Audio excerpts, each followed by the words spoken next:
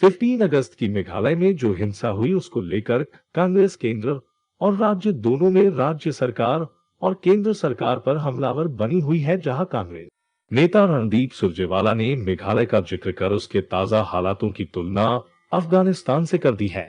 मेघालय का जिक्र करते हुए सुरजेवाला ने कहा कि मेघालय में भी एनडीए सरकार है। तालिबान जैसे आतंकी बंदूक लेकर राजधानी शिलोंग में घूम रहे हैं।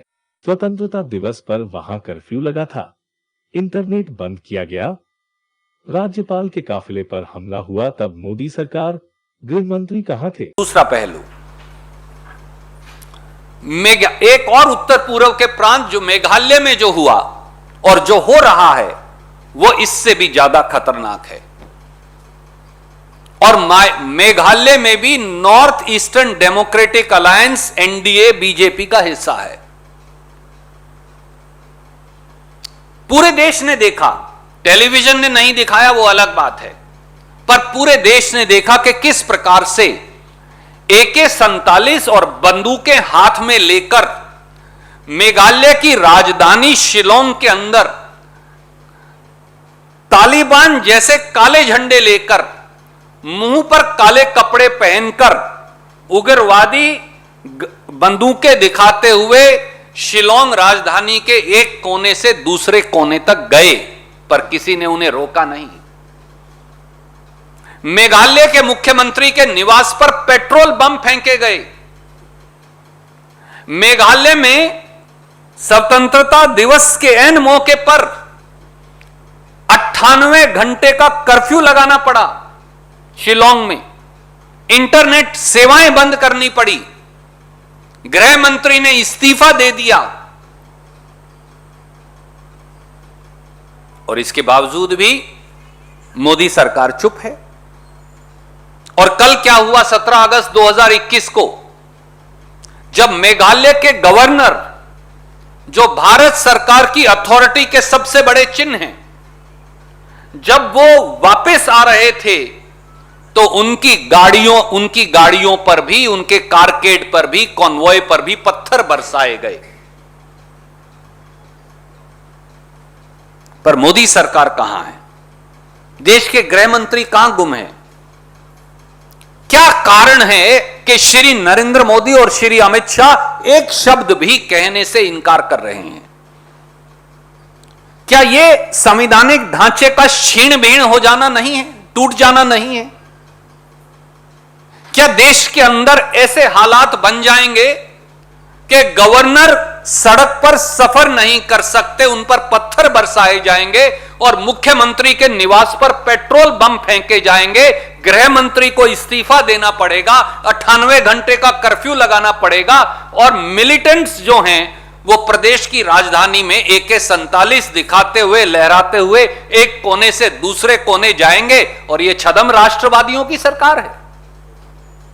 टेलीविजन ने नहीं दिखाया वो अलग बात है, पर सच्चाई यही। वहीं दूसरे तरफ मेघालय में विपक्ष के नेता डॉक्टर मुकुल संगमा ने राज्य में एक नई सरकार बनाने की आवश्यकता का आह्वान किया है, क्योंकि मौजूदा सरकार सभी मोर्चों पर विफल रही है। मुकुल संगमा ने गुरुवार को संवाददाताओं से बात करते हुए कहा कि मेघालय की तुलना आज तक सबसे शांति राज्यों में होती थी, मगर हाल की घटनाओं ने राज्य की तस्वीर धूमिल कर दी है। उन्होंने मुख्यमंत्री कोनराड संगमा के कल दिए बयान पर टिप्पणी करते हुए कहा कि कुछ अनजान युवा पुलिस की हथियार छीन कर घूमते हुए नजर आ रहे थे और मुख्यमंत्री निवेदन कर रहे हैं कि छीने हुए हथियार वापस करें। उन्हें मालूम होना चाहिए कि हथियार छीनने वाले लोग कौन हैं, क्योंकि वह राज्य के मुख्यमंत्री हैं। साथ ही मुकुल संगमा ने कहा कि लोगों में कानून का डर होना एक सभ्य समाज की पहचान है। जहां कानून का डर खत्म हो जाए तो समझिए स्थिति कैसी हो सकती है। साथ ही विपक्ष के नेता डॉक्टर मुकुल संगमा ने यह भी जानकारी दी कि आगामी विधानसभा सत्र में कांग्रेस फिर सरकार के खिलाफ अविश्वास प्रस्ताव लाएगी। If somebody has snatched, we don't know who. It's the job of the government to find out who. Are they finding out? They must find out. Yes, that's what the law demands. Not Dr. Mukul. Okay. And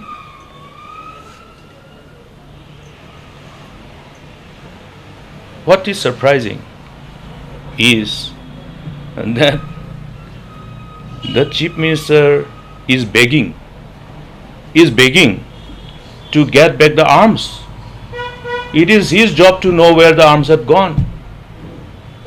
It is his job to know who are those. This is the responsibility. Why he can't shoulder this responsibility? But he wants to be on the chair. So, friends, the state has been known for being an island of peace. You are talking about a state which was achieved, meaning the whole demand, the aspirations of the people to have our own state, the state of Meghalaya, was achieved without shedding a single drop of blood. So we are talking about this particular state. We must take pride in this. And that is one of the reasons why I say that we must celebrate Meghalaya Day in a really, really befitting manner. And the whole story, one of the greatest story of achieving the statehood without having to resort to violent movement or shedding blood, is the story about the state of Meghalaya's creation. And that's why we should be proud of our state and the legacy that is associated with creation of Meghalaya.